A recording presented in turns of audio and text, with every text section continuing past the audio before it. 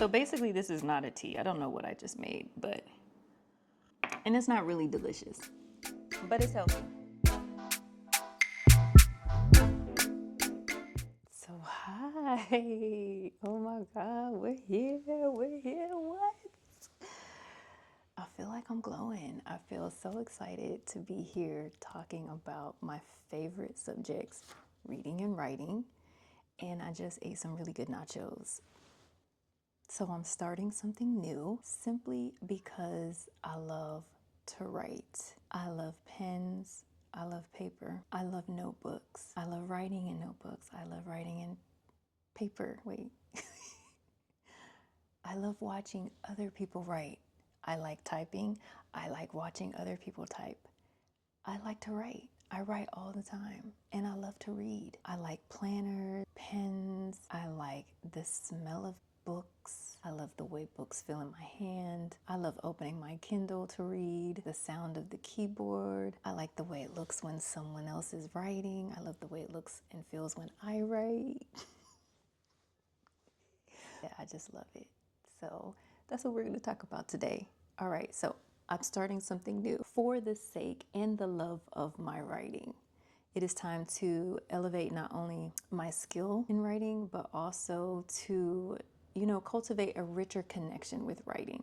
See where it's going to take me. We're going to go places, me and my stories. So writing is a very intimate, well, for me, writing is a very intimate process. I think it can be fun to kind of bring you along. And then we talk about our writing and reading experiences. Here are some things that we're going to talk about today. 1, morning pages. 2, acceptance. 3, newsletter. 4, new bookshops. And 5, new genres. Number 1 and number 2, morning pages and acceptance. I will definitely have to do a separate video because there's so much to unpack with morning pages especially. So we're just going to talk a little bit about it today. So with my morning pages, I started about 2 years ago. I started morning pages because at that time I was trying to tap into creativity. I thought that you had to be born with creativity and that if you didn't have it, you just didn't have it. But then someone told me that it's just like a muscle and everything else in your life, that you can become creative and become better at creativity. So once I heard that, I started reading books on creativity. I read The Artist's Way, Julia Cameron, which is where I got the morning pages from. Very good book. There are other activities in this book, but my takeaway were the morning pages. Then I read Big Magic by Elizabeth Gilbert. I loved that book. I can't remember what it was about, but I really liked it. And then I read, what is this called? The Creative Act, A Way of Being. This is by Rick Rubin. I recently read this and oh my gosh, look how many notes I took. I'm definitely going to do a video about this book because this book was beautiful. Absolutely beautiful. Morning pages. So a couple years ago, I started morning pages, and that is where you get up in the morning and you write longhand, 3 pages long. You just dump all your thoughts. You don't think about it. You just write. And it's best to do it first thing in the morning before you have been burdened with your day. Boom. Lay everything out on paper. I realized so much about myself. But through my writing, I really had to deal with a lot of self-acceptance because I'm writing these thoughts and these intimate feelings and emotions and my perception. I have to face myself in that writing. And not only that, but I had to get to a place where I was comfortable even being honest with myself on paper. My morning pages put me on this journey of writing, and I learned acceptance. And I got to a place where I fully accept my love for writing with no shame or guilt, because for some reason I felt guilty for always writing and reading. Yeah, I mean, I don't get it. So those 2, we've already been working on those. Those are good to go. 1 and 2, those were the first things I had to do. So then 3, I started a newsletter. It's one thing to write for myself, but then to write for my friends. So I had 9 friends. For 2 months, I sent them newsletters. By the time it was time to do my 3rd newsletter, I'm ready to put this on a professional looking platform. No more email. So I signed up for Substack. I'm not just writing to my friends, I'm writing to the public. So I published 1 article, and I'm going to continue because that is keeping me accountable and it's keeping me on my toes. And I have no choice but to get better now. Like, I can't be putting out crappy work. fourth thing that I started doing was visiting bookshops. I'm going to start visiting cute little bookshops, and I'm going to start buying different genres. So let me put on my chapstick real quick. Okay, so reading new genres is going to, first of all, it's going to be fun. That sounds fun as hell. It's going to not only expand my knowledge and love for other writing styles, but it's also going to expand my own creativity and help me find my writing style. So I'm like super excited about that because I have been reading nonfiction for the last 5 years straight. Tons of nonfiction books, good nonfiction books. We're definitely gonna have a separate video about my favorite nonfictions. The first bookstore we went to is called the Nowhere Bookshop. Super cute. They have this cafe that sells your coffee, your tea, and beer and wine. Does your bookshop sell beer and wine? I mean, I wouldn't know. This is like my second bookstore in my whole life. I don't usually go to bookstores. I usually just order them from Amazon or go to the library. This is gonna be exciting. So Nowhere Bookshop. So I met with my friend Ruben. We talked real estate, and then I asked him to recommend a new genre for me, to recommend my first fiction. And he recommended The Housemaid by Frida McFadden. Loved it. It took me less than 2 weeks to read book 1 and book 2. The Housemaid's Secret. I really enjoyed this. This was a great first thriller. It kept me on my toes. I liked everything about the book. Very simple writing, twists and turns, and it wasn't too much. I enjoyed it. I enjoyed that read.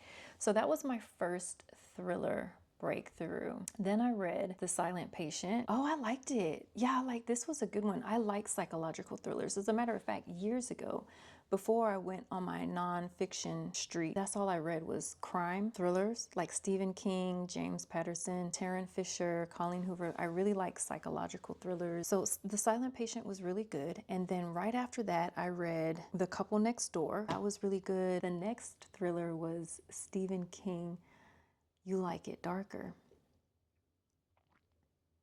No, I wasn't ready for that. I was not ready. It is a short, actually, let me tell you what it is. Hold on 1 second. From legendary storyteller and master of short fiction, Stephen King comes an extraordinary new collection of 12 short stories, many never before published, and some of his best ever. You like it darker? Fine, so do I, writes Stephen King in the afterword to this magnificent new collection of 12 stories that delve into the darker part of life, both metaphorical and literal. King has, for half a century, been a master of the form, and these stories about fate, mortality, luck, and the folds in reality where anything can happen are as rich and riveting as his novels.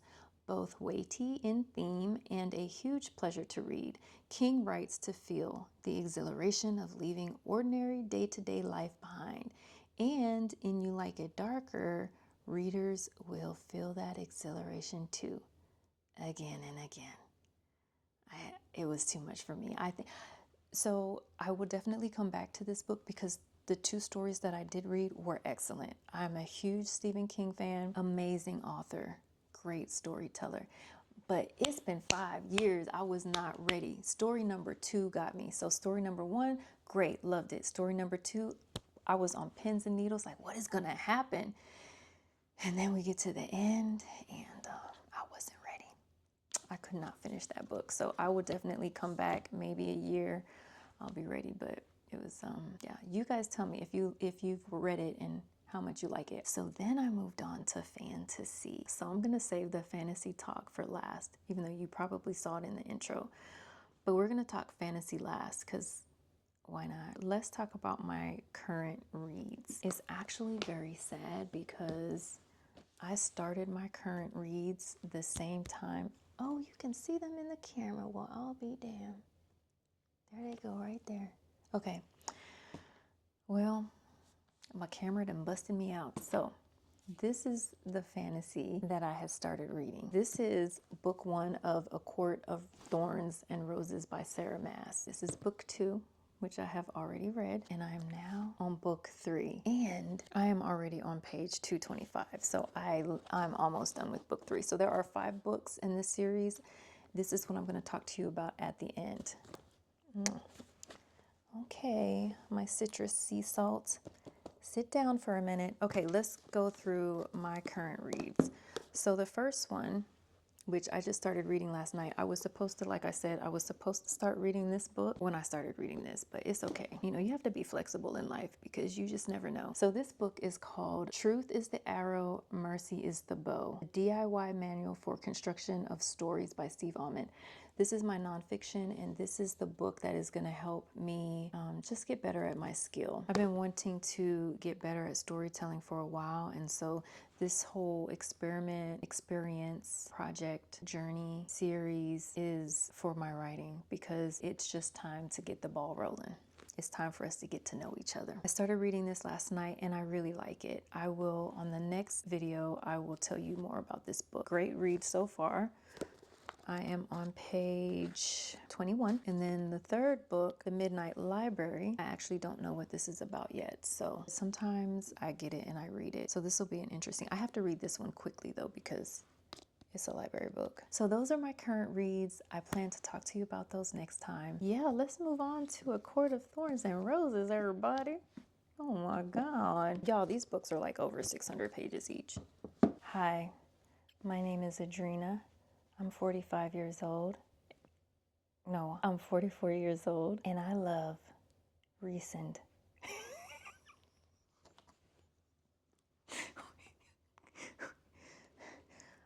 I don't like that I love a character. I don't like that. And he lives in my dream home. The House of Wind is the house that I dream about. Y'all, they're so good. So let me tell you why I like them without spoiling anything. First of all, it's my first fantasy. Well, actually, you know, a long time ago I read The Night Circus, and I think that might be fantasy too. What genre is The Night Circus, actually? I've always wanted to know. Let me see. What genre is The Night Circus? Oh, that's why I liked it. It's a novel. It's magical realism, fantasy fiction, romance novel, romantic fantasy, historical fantasy, and high fantasy. Oh my God. Shoot, that's all the fantasies right there. It was a good book. I remember that book. I should read that again. These are good because one, it's the first fantasy that I've read in many years. So it was just really nice to go from this nonfiction, you know, logical way of thinking into like just imagination, because as creative beings, we are mixed with both logic and imagination.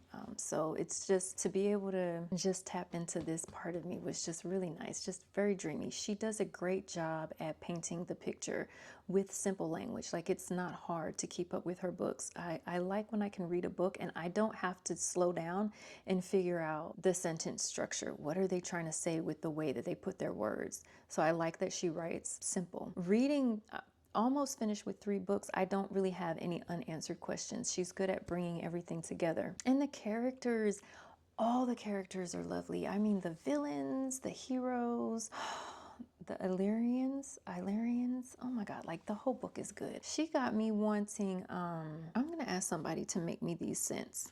Citrus and sea salt, night chilled mist and cedar. Do y'all remember whose scent is who? What's your favorite scent? Because I'm thinking I want citrus and cedar. Let me stop. These are good books. I have been blessed with, you know, just how easy it was to put my newsletter together. I've been blessed with the bookshop. That was an awesome bookshop. And all the books that I have read have been excellent, to include Stephen King's You Like It Darker. It was just a little too dark for me right now. But yeah, so that's basically it. I think I wrapped everything up. I'm going to leave you guys with 2 questions. 1, what genre do you recommend for me to read, and book title? And 2, what's your favorite scent? Citrus and salt breeze or night chilled mist and cedar? Y'all want to go get some tea with me? I made some really good tea the other day. Come on.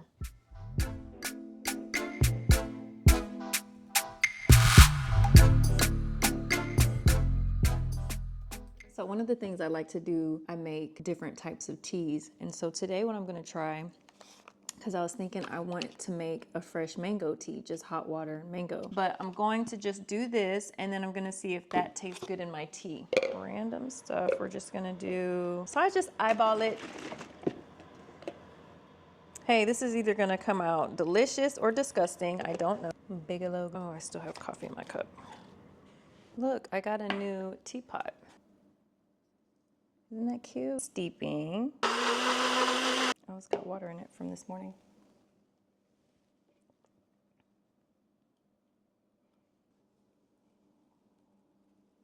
It just tastes like coconut mango.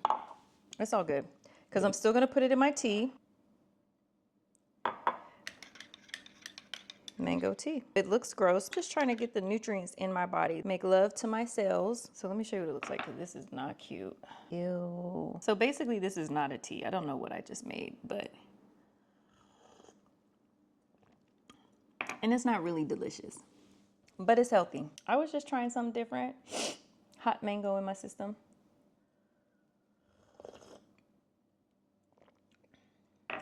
There's no taste.